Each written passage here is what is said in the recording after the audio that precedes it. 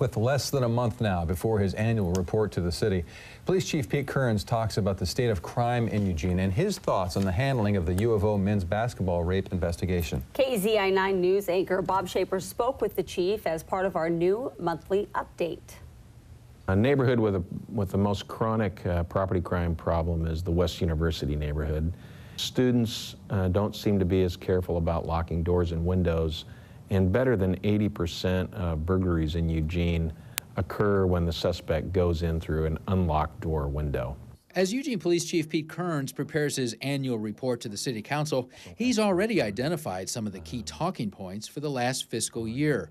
Outside the West University area, he says property crime is spread more or less evenly throughout the city, with perhaps slightly lower numbers in Southeast and Northeast Eugene.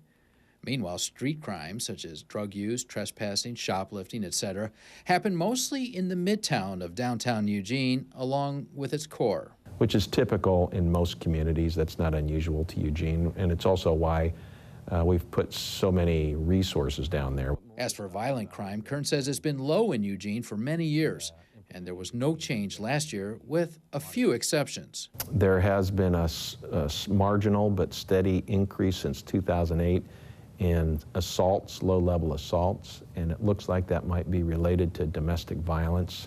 He's also seen a small increase in the number of rapes, which he says could be good news because it means more women feel safe coming forward. On that subject, I asked Kearns what his thoughts were on the handling of the UO men's basketball case by all agencies involved. He praised his detective who worked the case and defended the department's request that the university not inform the players about the investigation. The university refrained from making the kind of contacts, having the kind of conversations with them that would have made those conversations with the detective very difficult.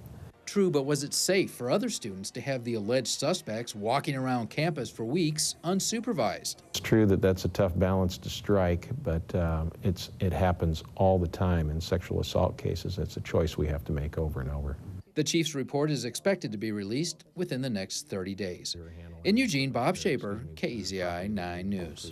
And Kearns also said he was caught off guard by the controversy drawn by the department's no-refusal blood test on the 4th of July. Even so, though, he says the operation was a complete success.